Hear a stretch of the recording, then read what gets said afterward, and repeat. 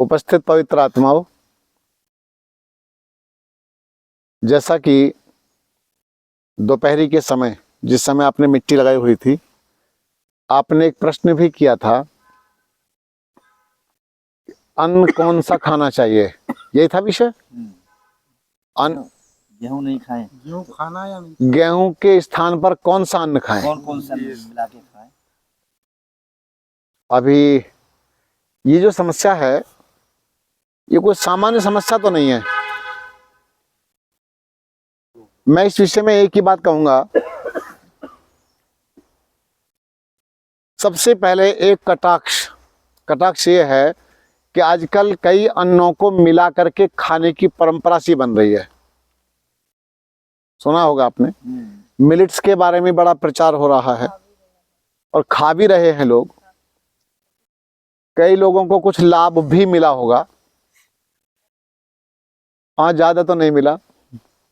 पर इस विषय में एक मत है कि जैसे कई सारी सब्जियों को मिला करके इकट्ठा नहीं खाना चाहिए। सुना कभी? कई सलाद की जैसी चीजें होती हैं, उनको भी एक साथ खाने का विधान नहीं है। और सुनिए, कई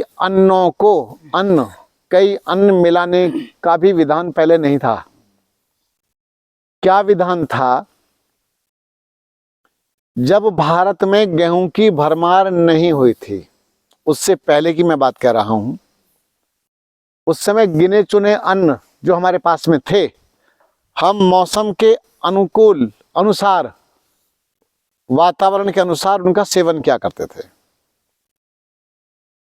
गर्मियों के दिनों में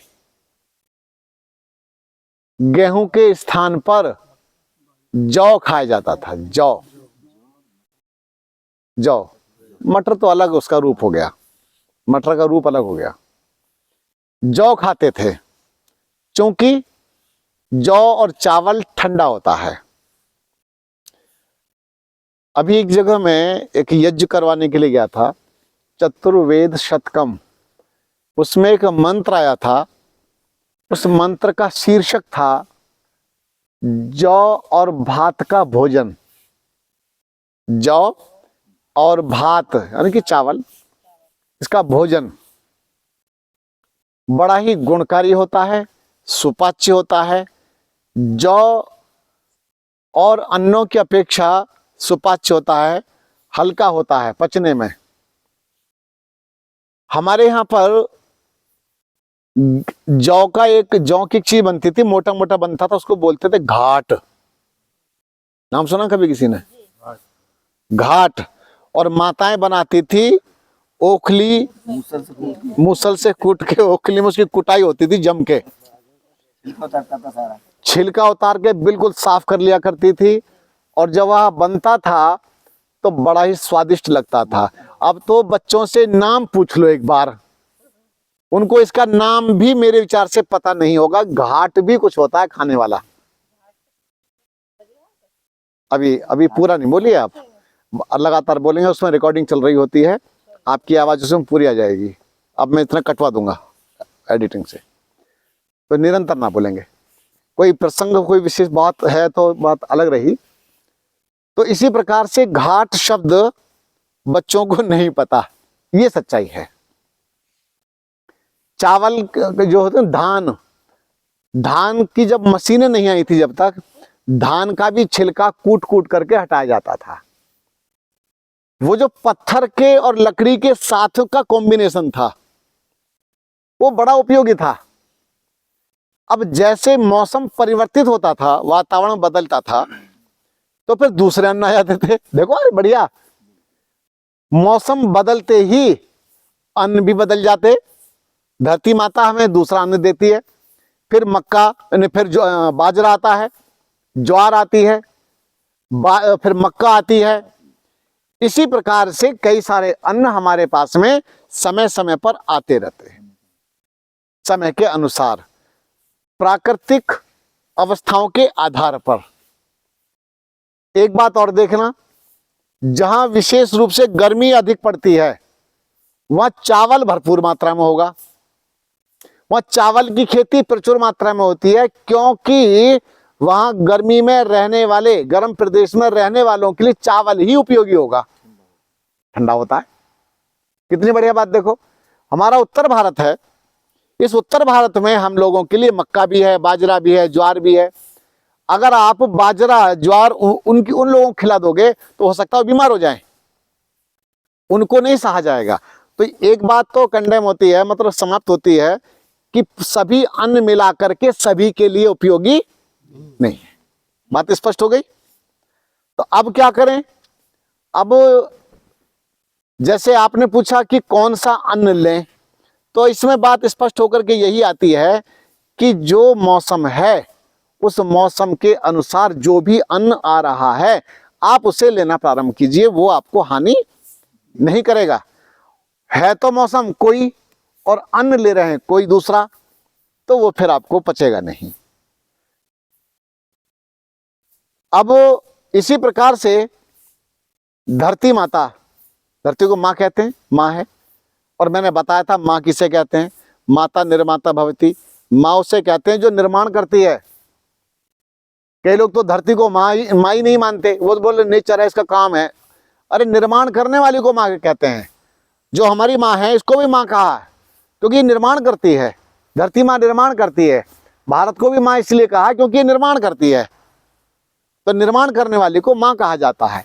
तो धरती माता के अंदर से जैसे ही गर्मियां आती हैं, गर्मियों में कौन कौन सी सब्जियां आती है ना, सब्जियां बड़े अच्छी अच्छी सब्जियां आती हैं उसमें भी, और सलाद की चीजें अलग, खीरा ले, ककड़ी ले, है ना, और बढ़िया बढ़िया टमाटर भी आता है, और तरबूजा आता है। तरबूज इतना देखो रस से भरा हुआ है, ब्लड बैंक, पूरा ब्लड बैंक है, एकदम खजाना है पूरा।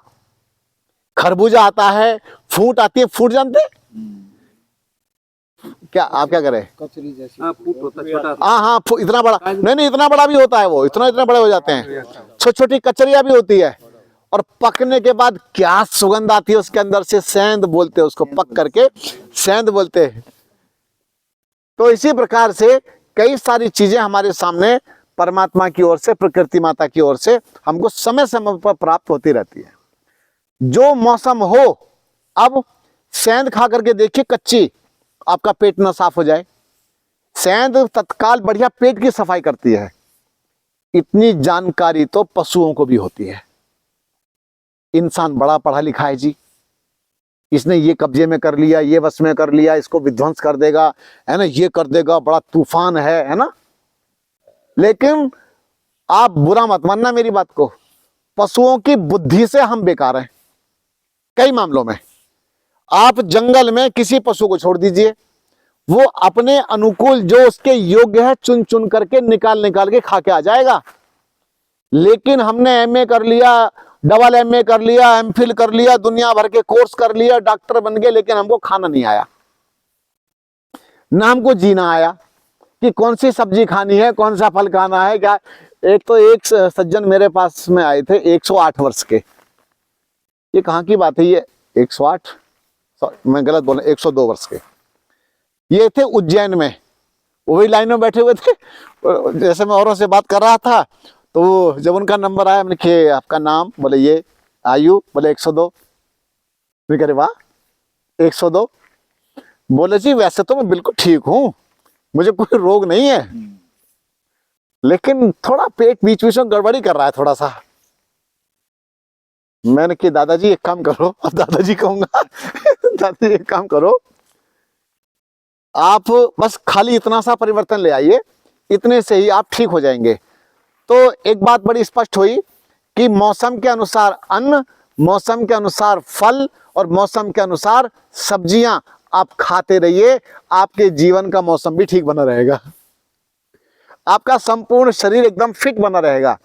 अब सर्दियों में अगर तरबूज खाओगे तो भैया घुटनों में तो दर्द होना ही होना है, बचने वाला नहीं।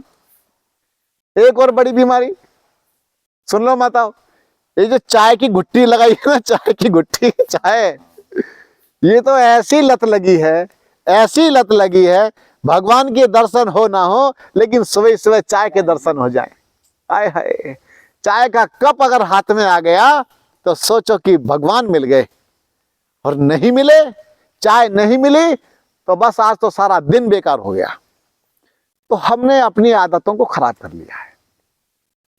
तो हम अपने खान पान पर विशेष ध्यान रखें। और मैं तो बड़े दावे के साथ कहता रहा आज तक कि जितने भी हॉस्पिटल में लोग आईसीयू के बेड की शोभा बढ़ा रहे हैं, हा बड़े गर्व के साथ लेटे, हमारे पिताजी तो आईसीयू में हैं, हमारे तो चाचा जी को डायबिटीज हो गई है और बहुत हाई लेवल की डायबिटीज है, तो हाई लेवल के हॉस्पिटल में आईसीयू में लेट रहे हैं। ये जो आईसीयू की शोभा बढ़ा रहे हैं, ये सब जीभ के चटोरे लोग हैं। ये जीभ के चटोरे हैं सारे के सारे। इनको अपने ऊपर नियंत्रण नहीं रहा, इनको अपने ऊपर नियंत्रण था ही नहीं। ये जीभ बढ़िया बढ़िया चटपटी चीजें मांगती है, तरह तरह की चीजें मांगती हैं। तो और जो पैकेट में जो बंद होकर के चीजें आ रही हैं आपके सामने, चाहे वो कुरकुरा है, चाहे चिप्स है, चाहे जितनी भी चीजें आ रही हैं, एसेंस डाल डाल करके भिन्न भिन्न प्रकार के स्वादिष्ट जो जीभ को अट्रैक्शन दे, आपके माइंड पर, अब माइंड को अट्रैक्ट करें, ऐसे से मसाले डाल डाल करके आपको फंसाया जा रहा है पूरी तरह से। सही बताना, आज की सब्जी कैसी लगी? पक्का? अच्छी थी, दाल भी अच्छी थी। दाल कैसी थी? दाल भी बहुत अच्छी थी। दाल अच्छी थी। और बाकी क्या सलाद था? सलाद थी। 3 चीजें थी ना? हाँ तो इससे भी काम चल गया ना, हाँ जी। इससे भी पेट भरता है। और बताता हूं कि जब हम एक बार में एक सब्जी खा रहे होते हैं, इसका नेचुरल स्वाद आपको पता चलता है। इसका नेचुरल स्वाद जो टेस्ट होता है वो पता चल जाता है कि नेचुरल इसका है क्या। लौकी खानी है तो केवल लौकी खा के देखिए, तुरई खानी है तो केवल तुरई खा के देखिए, और मेरे कहने से एक दिन नमक मत डालना।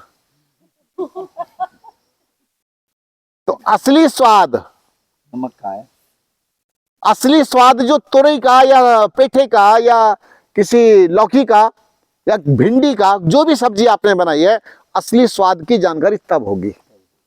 अभी जो आपको स्वाद आते हैं वो केवल मसालों के स्वाद आते हैं, नमक के स्वाद आते हैं। नमक ऊपर हो गया, ओफो, तो ऐसी हो गई। नमक नीचे हो गया, ओफो, ये तो ऐसी है। थोड़ा सा आपके स्वाद के अनुसार हो गया, जो आपकी जीभ पसंद करती है, आहा, ओफो की जगह फिर आहा निकल के आता है, वाह वाह क्या सब्जी बनी है। तो इसी तरह से हम अपनी जीभ को सेट कर चुके हैं। चलो मैं थोड़ा अपने बारे में चर्चा कर लेता हूं, करनी चाहिए मुझे भी। मेरा जीवन पहले से ही कठोरताओं से बीता है, और इतनी कठोरताओं से बीता जिससे सिर्फ मैं जानता हूं। आपको मैंने बताया नहीं कभी भी, और ना ही मेरी कोई ऐसे, कभी कभी व्याख्यानों में अपने जीवन की कोई बातें रखता हूं। जिस समय अपने गुरुजी के पास पहुंचा था, मैं कोई इस तरह का नहीं था। मैं तो लंबे लंबे बाल रखने वाला, अप टू डेट, बढ़िया फैंटास्टिक नौजवान था। कितने साल की पहुंचे? 19 वर्ष का था। चूंकि गांव में काम कर कर करके मजबूत बहुत हो गए थे सारे, बहुत मजबूती थी अंदर, कसे हुए एकदम फिट। आजकल के बच्चों की तरह से नहीं थे, जैसे अभी दिखाई देते ना बच्चे, इनकी तरह से। हम तो वो घोड़ा की तरह थे कि जरा से एक बार हाथ रखो तो सही, या छलांगे पर छलांगे कहीं के कहीं दिखाई दें, वो स्पीड थी हमारे पास। तो ये गांव में जीने का लाभ था हमारे लिए, और गांव में जो काम का प्रेशर था हमारे ऊपर, उसका प्रभाव बहुत अच्छा रहा, बड़ा मजबूत रहा, उसने हमको मजबूत बना दिया। जब गुरुजी के पास गए तो गुरुजी थे, ना खावे ना खावन दे। एक और ना, वो खेत में खड़ा कर देते हैं ना, डरावा जो बना के खड़ा करते हैं, बिजकू बोलते हैं। इनको सारे नाम याद हैं। तो ये जो बिजकू खड़ा कर देते हैं ना, वो कपड़ा सा पहना करके और मटका रख देते हैं सिर पर, वो आदमी सा लगता है, दूर से देखने में आदमी खड़ा है कोई, तो जानवर उसे खाते नहीं, मतलब उसमें नुकसान नहीं करते खेत में, कि लगता है उसको भ्रम रहता है कि आदमी खड़ा है। हाँ, तो यही था कि वो जैसे डरावा खड़ा खेत में, ना खावे ना खावन दे। तो गुरुजी के पास जब पहुंच गए तो हम तो चाय बहुत पीते थे, जम के पीते थे। 7-8 बार तो सामान्य बात थी। और गांव में तो हमारे पास एक छोटी सी लुटिया थी, हमारी लुटिया, और लुटिया भर के पिया करते थे। और प्रातः काल में चूंकि हम बड़े थे, अपने घर के बच्चों में सबसे बड़े थे, तो पहले लुटिया फिर हमारे पास भर के मिलती थी हमें। और उसके साथ फैन समझते हैं? वो जो बनता है इसका, मैं कह रहा रबड़ का ऐसे मैदे का बनता है, मैदे का फैन ज्यादा चलता था। फिर बाद में ब्रेड आ गई थी, और ब्रेड डुबो करके सुबह सुबह खाया करते थे। अपने भी बड़े ठाठ थे, चाय वारा लेते थे। लेकिन गुरुजी के पास जब आए तो एक ही झटके में चाय विदा कर दी। उसके बाद जब भोजन का नंबर आया तो भोजन उस समय हमारे आश्रम में नमक सब्जियों में नहीं डलता था, बिल्कुल फीकी सब्जी बनती थी। आपको तो मिल भी रहा है, नमकीन चीज मिल रही है, लेकिन मेरे गुरुजी के आश्रम में कुछ नहीं मिलता था। लेकिन फिर भी भीड़ लगी रहती थी। वो फीकी सब्जी खाने ही आते थे लोग, इतनी फेमस हो गई थी सब्जी वो। तब जब मैं बैठा जाकर के भोजन के लिए शाम के समय, और क्योंकि मैं तो नया नया आया था तो गुरुजी पर साथ ही बैठ गए। तो पेठे की सब्जी थी, और पेठा मुझे धेले का पसंद नहीं था। घर में अगर पेठे की सब्जी, कद्दू की सब्जी बन गई तो सब्जी खानी नहीं थी, हमें खाना नहीं खाना था, पेठा नहीं खाते थे। माँ बड़े लालच दे दे खिलाया करती थी, बेटा इससे बड़ी ताकत आती है, इससे बड़े ऐसे बन जाते हैं, वैसे बन जाते हैं, बड़े बड़े प्रलोभन दिया करती माँ।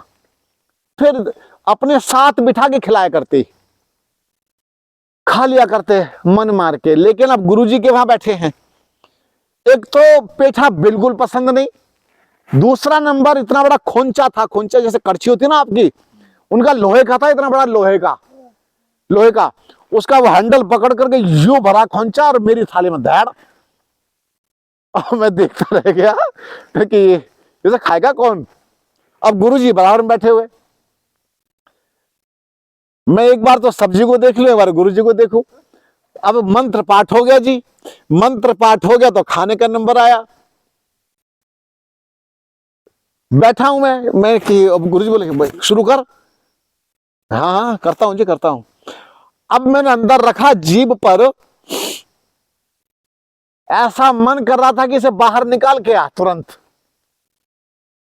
एक तो पेठा और नमक बिल्कुल भी नहीं, एकदम फीका फीका, झेलना भारी हो गया। खैर गुरुजी ने पहले नंबर पर एक बात कह दी थी जब चाय छुड़ाई थी मेरी, कि अगर तुझे कुछ करना है तो सबसे पहले चाय छोड़। अब मेरे अंदर से आवाज आती कि तुझे अगर कुछ करना है तो इसे भी खा। उसके बाद में मैंने हर चीज खानी प्रारंभ कर दी, और मेरा जीवन एकदम बदलना शुरू हो गया। उसके कुछ समय के बाद गुरुजी ने मेरी आग पर पकी सब चीजें बंद करवा दी थी। आग पर पकी हुई सभी चीजें बंद करवा दी थी। मैं कच्चा खाया करता था, बिल्कुल कच्चा, और कच्चा 1-2 दिन नहीं, मैंने महीनों तक कच्चा खाया, कई महीनों तक। अच्छा भला आया था, मेरे डोले सोले बढ़िया अच्छे बने हुए थे। ऐसे पिलपिले मतलब पिचका दिए गुरुजी ने, और सारे के सारे मेरे गाल भी ऐसे हो गए, सूख के ऐसे हो गया, गोल बटोला आया था अच्छा खासा। तो उससे लाभ एक हुआ, लाभ ये हुआ कि मेरे अंदर जो फुर्ती टाइगर जैसी हो गई थी। था तो मजबूत, लेकिन स्पीड बढ़ी मेरी। क्यों? गुरुजी ने मोटिवेट कर करके पता क्या कर दे दिमाग का, बोले ये जो रास्ते तेरे अंदर जा रहे हैं ना, बस यही महत्वपूर्ण है, इससे तेरा जीवन एकदम नया निकल के आएगा। मैंने कहा गुरुजी क्या निकल के आएगा, मेरे गाल वाल तो सब सूख गए, सारे मेरे मसीहे बाजुएं मेरी कमजोर हो गई, मसल्स कमजोर हो गए हैं। बोले होने दे जो हो रहा है, लेकिन तू देखना आगे चल करके बड़ा मजबूत बनेगा। मैंने कि मैं व्यायाम तो भरपूर करूं। बोले व्यायाम शुरू कर दे। तो मुझे बॉक्सिंग करने का थोड़ा अभ्यास बन गया था, ट्यूब में मिट्टी भर के, और मैंने जी अपना अभ्यास शुरू कर दिया। उधर तो कच्ची चीजें खाता था, कच्चा नारियल और खजूर होते ना, पिंड खजूर, और दूध होता था आश्रम में, दूध और लौकी, कच्ची लौकियां नाश्ते में खाया करता था। इतनी बड़ी बड़ी लौकियां चबा के यूं खा जाता था ऐसे ही। और ये पेठा तो फिर मैंने कच्चा खूब खाया, छिलका सहित खाता था पेठा को भी। और कच्ची गोभी, पत्ता गोभी, फूल गोभी, गाजर, मूली, सलगम, भिंडी, पालक, धनिया, मतलब मैंने छोड़ा सारी चीजें जम के खाई। और उससे पता क्या हुआ, स्वास्थ्य में धीरे धीरे फिर वापसी होने लगी। स्वास्थ्य में जो हल्का होने लगा था शरीर, उसने जो छटनी की, अब इन चीजों से जो निर्माण हुआ, इन चीजों का, इन वस्तुओं का निर्माण इतना मजबूत रहा, बहुत अच्छा। इसके बाद ये तो हुआ कच्चा आहार। आगे फिर एक समय ऐसा आया कि मैंने पका हुआ खाना प्रारंभ कर दिया। जब पका हुआ खाना शुरू कर दिया, फिर गुरुजी ने मेरा क्या बंद किया, मीठा और नमक और मिर्ची, नमक, मीठा और मिर्ची, ये सब बंद कर दी। जब ये सब बंद हुई मेरी, तब भी हालांकि उतनी दिक्कत नहीं, लेकिन फिर भी दिक्कत तो थी। अब मीठा बिल्कुल भी नहीं, नमक बिल्कुल भी नहीं, सब मेरा बंद था। तो ये भी मैंने बड़े लंबे समय तक निभाया। और इसके बाद अब मैं कार्य क्षेत्र में धीरे धीरे आना शुरू हो गया। गुरुजी मुझे अपने साथ लेके जाने लगे, शिविरों में ले जाने लगे। दिल्ली से ही मेरी शुरुआत हुई थी। दिल्ली में अपना प्रशांत विहार और ये अशोक विहार और ये पीतमपुरा, सरस्वती विहार, शारदा निकेतन। तो 92 के आसपास तो मैं गुरुकुल में आया था। उसके बाद में फिर 95 के आसपास, 96 में मुझे शिविरों में मेरी एंट्री शुरू हो गई। और 99 में मेरा पहला कैंप दिल्ली में लगा था, मेरा स्वतंत्र कैंप। डिमांड हुई कि हमें आपका शिविर लगाना है। उसके बाद लेकिन मेरे आहार का जो क्रम था वह यही था कि बस मैं ऐसा हो गया था, किसी के यहाँ अतिथि बनने लायक नहीं था। क्यों अतिथि बन के जाऊंगा किसी के यहाँ? तो उनके यहाँ तो उनकी इच्छा होती है कि ये बनाए, ये बनाए, ये बनाए। अब मुझे पहले बताना पड़ता था कि जी मैं यही चीजें खाता हूँ, मैं ये फल खाता हूँ, ये सब्जियां खाता हूँ, कच्ची कच्ची। अब मैं एक दो जगह गया भी तो मेरे सामने वो कच्ची कच्ची ला करके चौकी तो रख दी, खाओ जी सब्जियां, हमें क्या दिक्कत है। खैर, मैं ये बताना चाहता हूं, अगर आपको जीवन जीना तो जीवन में तपस्या करनी पड़ती है। ये जितनी भी आपके शरीर में गांठें गांठें हो जाती हैं, जितना यूट्रस में गांठें हो जाती हैं, जितना शरीर आपका डैमेज होता चला जा रहा है, कच्ची कच्ची चीजों के जो रस आपके अंदर जाते हैं, ये सारी की सारी रिपेयरिंग कर देते हैं, पूरा बॉडी रिपेयर कर देते हैं। सुनने में मैंने आपको बहुत सरल तरीके से समझा दिया, बताया है, लेकिन पूरी बॉडी अगर रिपेयर करनी है आपको, डायबिटीज के कलंक से मुक्ति पानी है। डायबिटीज तो मैं समाज में मानता ही नहीं, बकवास चीज है एकदम। डायबिटीज को बीमारी नहीं मानता हूं, ब्लड प्रेशर को बीमारी नहीं मानता, डिप्रेशन बीमारी नहीं है, केवल लाइफ स्टाइल गलत होने के कारण ऐसे कष्ट भोग रहे लोग।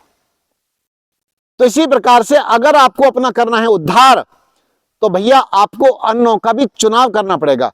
मैं आजकल भी प्रायः मक्का के आटे की रोटी खाता हूं, लेकिन वो केवल मक्का नहीं होती। मक्का एक तो सुपाच्य होती है, सुपाच्य, पेट में ठहरती नहीं है, आंतों में रुकती नहीं है। और उसमें भी मैं सब्जियां मिला करके, सब्जियां मिक्स करके आटे के अंदर उसकी बनती है रोटी। थोड़ा जैसे आपके शहरों में मक्का की पतली पतली रोटियां बनती हैं, हमारे यहाँ ऐसी नहीं बनती, थोड़ा मोटे साइज की होती है, क्योंकि रोटी जो होती है वो मोटी ही होती है।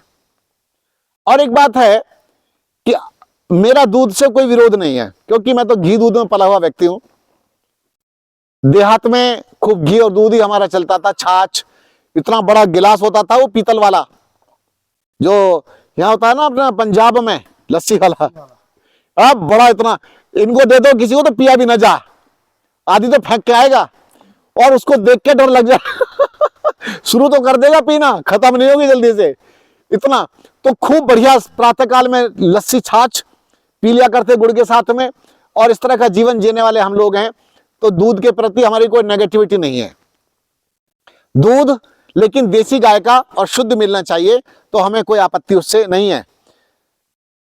तो प्रातःकाल में अभी मेरे पास में जैसे आजकल कॉर्नफ्लेक्स आ गए हैं, ये ठीक है, सरल आहार लगता है मुझे। एक अच्छी मक्का का ही होता है, कॉर्नफ्लेक्स मक्का का होता है। तो आप दूध में डाल करके थोड़ा सा शहद आदि डाल करके या थोड़ा सा गुड़ के साथ में, गुड़ के सहयोग से आप उसको ले सकते हैं। वो अच्छा आपका एक ब्रेकफास्ट हो सकता है। प्रातःकाल में अगर मेरे पास कुछ भी नहीं है तो मेरी बहुत रिक्वायरमेंट भी नहीं होती कि मुझे कुछ चाहिए।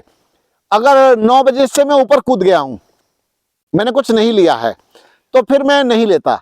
फिर लगभग 11 बजे के आसपास मेरे भोजन का निर्माण हो जाता है, क्योंकि मेरे पास कोई ना कोई बच्चा आजकल रहता ही रहता है। अभी नितिन है, नितिन खाना बनाना बढ़िया सीख गया है, अभी सीख गया।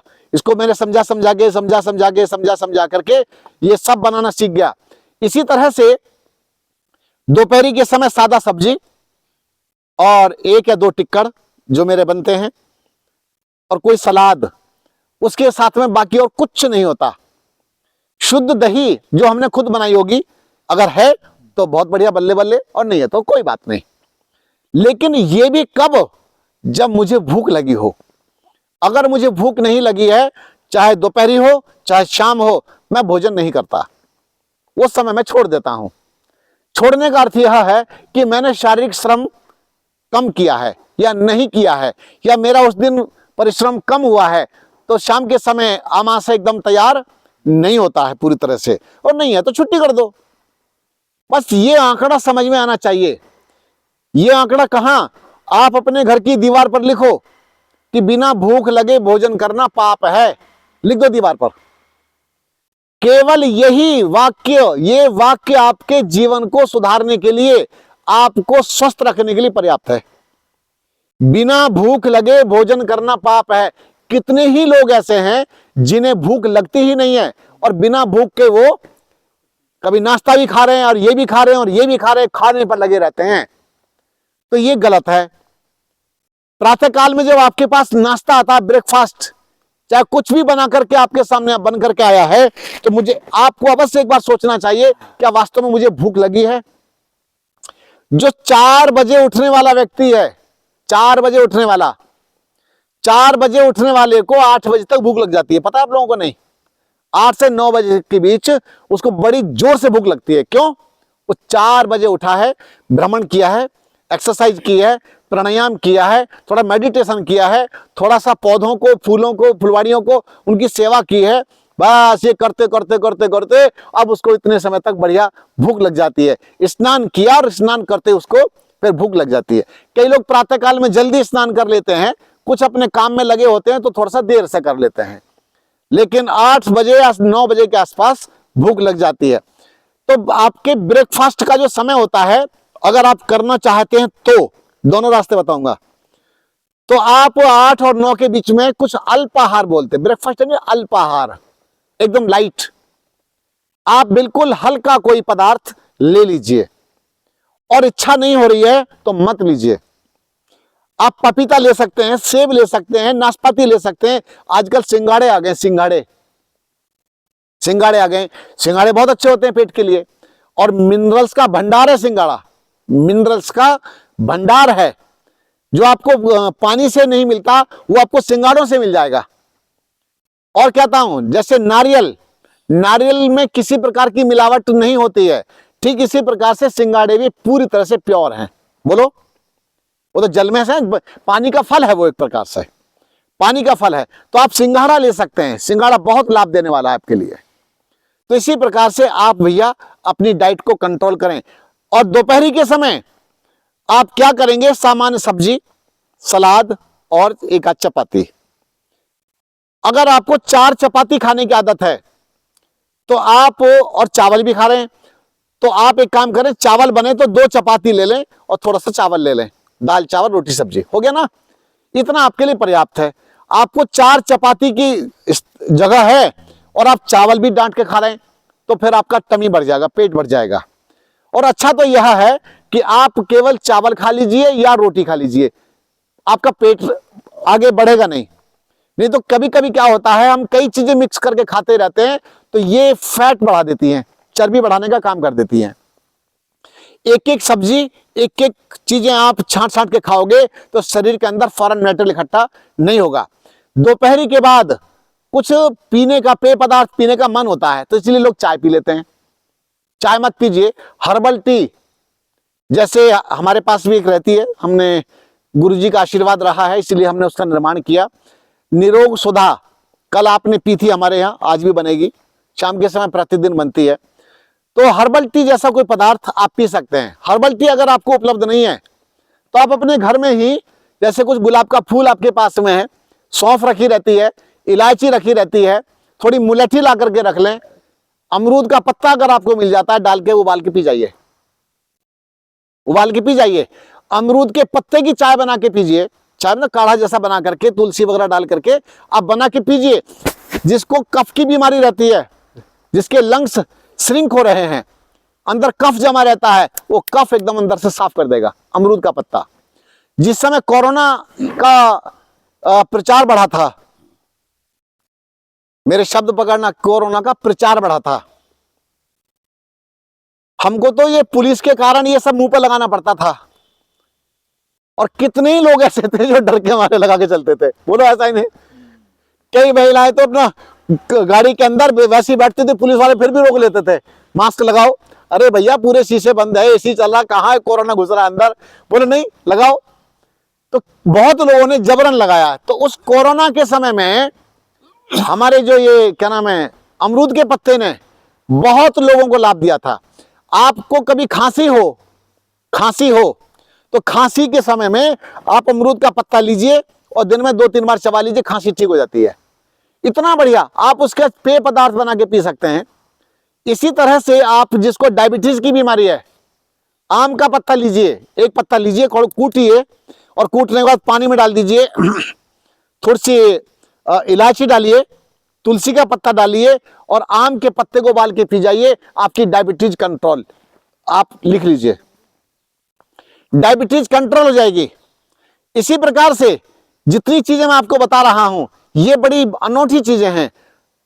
एक कचनार सुना है आप लोगों ने? कचनार की छाल मिलती है, पर कचनार की छाल की जगह कचनार का पेड़ आपके आसपास खड़ा है तो समझ लो आपके लिए वरदान है। वो क्या वरदान है वो सुनो। कचनार गुग्गुल नाम होता है उसका, सुना है? तो कचनार का जो पेड़ होता है, इसके पत्ते मेरे कमरे में रखे हैं, मैं लाया हूं। तो कचनार के पेड़ का जो पत्ता होता है उसको आप काढ़े के रूप में बना के पीजिए। आप चाहें उसके में थोड़ा सा गुड़ डाल लीजिए या थोड़ा सा शहद डाल लीजिए पका करके। तुलसी है आपके पास तो तुलसी के पत्ते डाल दीजिए, गुलाब का फूल डाल दीजिए। क्या कचनार का काढ़ा बनेगा, अंदर की सारी गांठों को गला के समाप्त कर देगा। यूट्रस के अंदर जो गांठें हो जाती हैं और ये गांठें शरीर के अंदर जो हो जाती हैं, ढेर सारी गांठें होती हैं, इन गांठों का दुश्मन है वो, उनको खत्म कर देता है। और जिस पेड़ की छाया में आप बैठे हैं, अभी दिखाई दे रहे हैं पेड़, इसका नाम है शाल। इस शाल के वृक्ष का जो पत्ता होता है, ये जख्म को भरने के काम आता है, जख्म भर देता है। अंदर पाक स्थली में जख्म हो गए हैं, अल्सर की बीमारी हो गई है, इस पत्ते का रस बना करके, पानी के सहयोग से रस बना करके पी लीजिए, सारे के सारे जख्म भर जाते हैं। कितना रहस्य भरा पड़ा है। और फिर भी हम गोलियां ढूंढते फिरते हैं, फिर भी दवाइयां ढूंढते फिरते हैं। ये दवाई खाऊंगा, ये दवाई खाऊंगा, इसकी दवाई खाऊंगा। बोलिए महाराज, आपने और एक बताया था डायबिटीज के लिए जामुन के पत्ते 2, लगता है पत्ते 2। काफी वीडियो देख के आया आप मेरी। डायबिटीज के लिए मैंने बताया था आम के पत्ते 2, बेल के पत्ते 2, जामुन के पत्ते 2। इनको या तो पानी में कूट के डाल दो रात्रि के समय, उसका पानी पीजिए प्रातः काल में, जैसे पानी पीते मॉर्निंग में, अब वो पानी पी जाइए। या उसकी चटनी बनाइए, चटनी बना करके आप उसका सेवन कीजिए। 1 सप्ताह के अंदर अंदर आपकी शुगर नॉर्मल हो जाती है। तो ये काफी अच्छी इफेक्टिव चीजें हैं जो मैं आपको बता रहा हूं। और कुछ चीजें तो मेरे गुरुजी के साथ में रह करके मुझे इनको ये प्राप्त हुई। मैं आपको बताता हूं कि मेरी जो चीजें हैं ये पुस्तकों वाली नहीं है। मैं फिर बता रहा हूं, रिपीट कर रहा हूं, पुस्तकों की चीजें नहीं है, ये पुस्तकों से मैच नहीं होंगी। तो इस तरह के काढ़े बना करके आप पेय पदार्थ के रूप में पी सकते हैं। अभी जैसे आप अपने घर में कुछ बनाते हैं, जैसे गाजर लीजिए, एक और बढ़िया चीज बता रहा हूं, एक गाजर लीजिए। अब गाजर आने वाले आ जाएंगी आगे। गाजर लीजिए, गाजर को कसिए और कसने के बाद उसमें थोड़ा तुलसी डालिए, तुलसी, थोड़ा सा अदरक, थोड़ा सा शहद, और बस इसको उबाल करके आप बना के पी जाइए। क्या बढ़िया पेय पदार्थ बनता है गाजर वाला।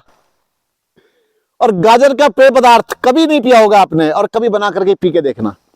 तो इस तरह की बहुत सारी चीजें हमारे पास में हैं, और मेरे यहां तो बहुत ढेर भरा पड़ा है। तो इसी प्रकार से आप सभी अपने जीवन को श्रेष्ठ बनाइए और अच्छा बनाइए। अपने शरीर के अंदर जो भी वस्तु डालें छांट छांट करके, छान छान के डालिए। तो शाम के समय, रात्रि के समय आप भोजन करना चाहते हैं, पर मैं कहूंगा अगर आपको बहुत भूख लगी तब तो कीजिए। कहते हैं 50 वर्ष की आयु के बाद रात्रि का खाना बंद कर दीजिए। 50-55 के अगर आप हो गए हैं तो रात्रि के समय भोजन लेना बंद कर दीजिए। आप जल्दी से बूढ़े भी नहीं होंगे, ये समझ लेना। अगर रोग है तो वो अपना आप ही ठीक होना शुरू हो जाएगा। एक बार का भोजन आपने विदा कर दिया, और एक बार का भोजन विदा करते ही आपके अंदर की जो नेचुरल एनर्जी है वो जगनी शुरू हो जाएगी। अभी दबी हुई थी। हम सोचते हैं कि भोजन बड़ी एनर्जी देता है, एनर्जी को दबा भी रहा होता है, हमारी एनर्जी दब रही होती है। अब एक और बढ़िया सिद्धांत, प्राचीन सिद्धांत, ये तो आधुनिक दिनचर्या पर मैंने बात की। आज के समय की जो दिनचर्या है, पहले समय में कितनी बार भोजन का विधान था, बोलो? और आजकल कितना है? 3-4।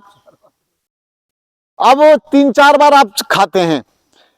आजकल तो डायबिटीज वालों के लिए डॉक्टर से स्पेशल कहते हैं हर 2 घंटे में खाइए, ऐसा बोलते हैं, हर 2 घंटे में खाइए। भाई वो सही कहते हैं। अगर आप हर 2 घंटे में नहीं खाएंगे तो इंसुलिन की बिक्री कैसे बढ़ेगी? सच है ये। डायबिटीज की दवाइयां कैसे बिकेंगी?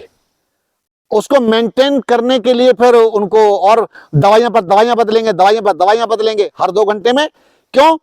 पेन क्रियाज को आप आराम लेने नहीं दे रहे हैं, आप उसको शांत रहने ही नहीं देंगे, आप उसको भरा भरी रखेंगे, उस पर बोझा डालते रहेंगे लगातार, तो पेन क्रियाज आपका वर्क कैसे करेगा? बताइए मुझे। आपका पेन क्रियाज या आपका हार्ट या आपकी किडनी नेचुरल वर्क करेगी नहीं अगर आप भरा भरी अंदर करते रहेंगे। तो प्राचीन सिद्धांत क्या था? प्राचीन सिद्धांत यह था कि आप 2 समय भोजन कीजिए। तो पहले समय नाश्ते की परंपरा नहीं थी, बोलो? खाना ही था सीधा। नाश्ते की परंपरा नहीं थी। माताएं 10 बजे के आसपास, 10 साढ़े 10 बजे, वो तो दूर हो गया, वो तो 9 बजे उनके आग जलनी शुरू हो जाती थी चूल्हे में, और 10 बजे आपको बढ़िया भोजन तैयार होकर के मिल जाता था। और प्रातः काल में जल्दी ही 5-6 बजे वो छाछ बनती थी, है ना? छाछ बनती थी, और एक एक गिलास पहले छाछ पी लिया करते थे। और मक्खन वाली छाछ, जो व्हाइट मक्खन होता था ना, वो डली छाछ बड़ी स्वादिष्ट लगती थी। तो वो छाछ पी ली, और उसके बाद में 10 बजे करीब भोजन बन गया। माँ कहती थी जल्दी खा ले फटाफट, मुझे जंगल में जाना है। ऐसा ही था। अब क्योंकि वो अपने पति के लिए भोजन लेके जाती थी जंगल में, सिर पर रख करके, पीतल वाला कटोरदान रख करके सिर पर रख के लेके जाया करती थी, वो भी बड़ा आनंद था जी। तो इस प्रकार से 10 बजे भोजन करने के बाद फिर शाम को 5 बजे के आसपास, 5 और 6 के बीच में, सही समय ना, 5 और 6 बजे के बीच में भोजन कर लिया करते। माताएं 4 बजे से ही अपना भोजन, आग जलानी शुरू करती। 4-5 बजे आग जल जाती थी। और आग जलाने के लिए भी पता है, पड़ोसी के घर से आग मांग के लाते थे। बिल्कुल सही बात है। जो होता ना उसको बोलते हैं हारा। हारे के अंदर जिसमें दूध पकाया जाता था हांडी में, उसको हारा बोलते हैं। और शाम हुई, एक उपला बोलते हैं, उपला, आधा उपला लेकर के, पूरा नहीं, आधा उपला लेकर के उस पर पड़ोसी के घर से आग मांग के लाते थे। तुम्हारे यहाँ आग है? बोले हाँ देख लेते। ऐसे उसको हिलाया तो देखा अंगार निकल जाता था, और उसको फोड़ करके और वहीं पर आग जल जाती थी। पड़ोसी एक दूसरे के बड़े सहयोगी होते थे। अब तो पड़ोसी को क्या हो रहा है, पड़ोसी को पड़ोसी का पता नहीं है, पड़ोसी का नाम पता नहीं किसी को। पूरी बिल्डिंग तो आपकी बहुत बड़ी है, उसमें 200 मेंबर रहते हैं, सबका नाम आपको पता नहीं होता। वर्षों बाद 2-4 लोगों का उससे मित्रता हो जाती है, पता चल जाता है, बात अलग है। कुछ आजकल महिलाओं ने पता करने के लिए किट्टी पार्टी शुरू कर दी है। दुनिया भर की किट्टी का ये पार्टी चल रही है। एक माताजी शराब पी के आ गई, वहां पर बिना मतलब की बात है किट्टी।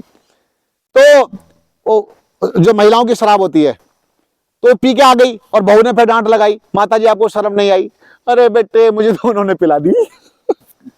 तो इसी प्रकार से हम जितना नेचुरल जीवन जिएंगे, जितना प्राकृतिक जीवन जिएंगे और ऋषि मुनियों को आदर्श मानेंगे, अपने पूर्वजों को आदर्श मानेंगे, उतना ही आपका जीवन सुरक्षित रहेगा। वरना जीवन की कोई सुरक्षा नहीं है। यहाँ तो जीवन को नष्ट करने के साधन अधिक से अधिक आपके पास आ गए हैं और समाज नष्ट भी हो रहा है।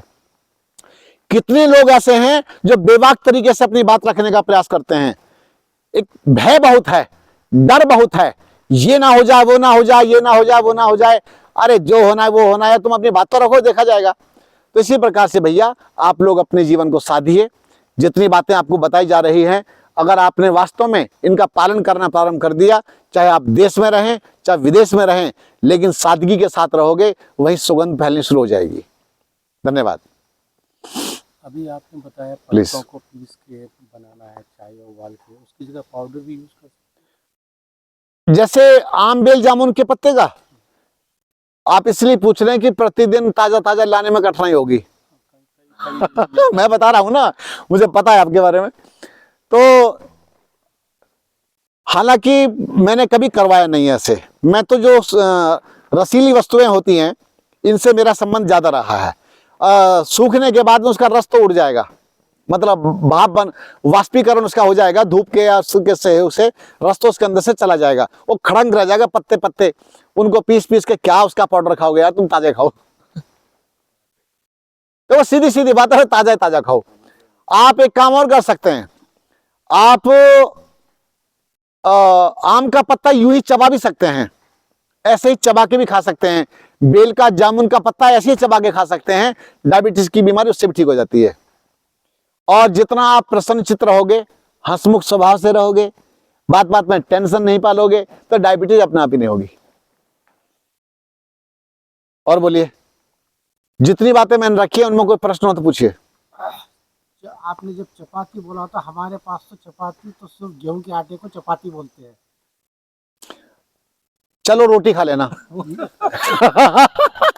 ये टिक्कड़ क्या होता है? ये टिक्कड़ क्या होता है? पता है इनको, है? पता है इनको। इनको सब पता है। अब ये क्या कहने वाले हैं, बनवा के खिलवा दो। राणा जी मैं आपको जानता हूँ, सैनी जी। हाँ, तो ये बहुत, आप लोग बहुत मन के पवित्र हैं, साफ सुथरे लोग हैं, बहुत अच्छे हैं। और जीवन में हास परिहास जीवन का अंग होना चाहिए, नहीं तो जीवन बड़ा नीरस हो जाता है, टेंशन में जाता है जीवन। ये टेंशन वाले बड़ी दवाइयां खाते हैं सच्ची, और जो टेंशन में नहीं रहते ना, वो एकदम मुक्त रहते हैं, उन्मुक्त रहते हैं। पत्नी पति को देख के टेंशन में, और पति पत्नी को देख के टेंशन में। ये जो टेंशन बिना मतलब पाल रखे, नहीं पालनी है। अरे काहे की टेंशन, टेंशन को भेज दो पेंशन लेने के लिए, दोनों एक होकर रहो बढ़िया शांति के साथ, बड़ा आनंद आएगा। तो बहुत अच्छा, बंद करें भैया, वहां से बंद कर दो उसे। बहुत बहुत धन्यवाद। गिरा मत देना।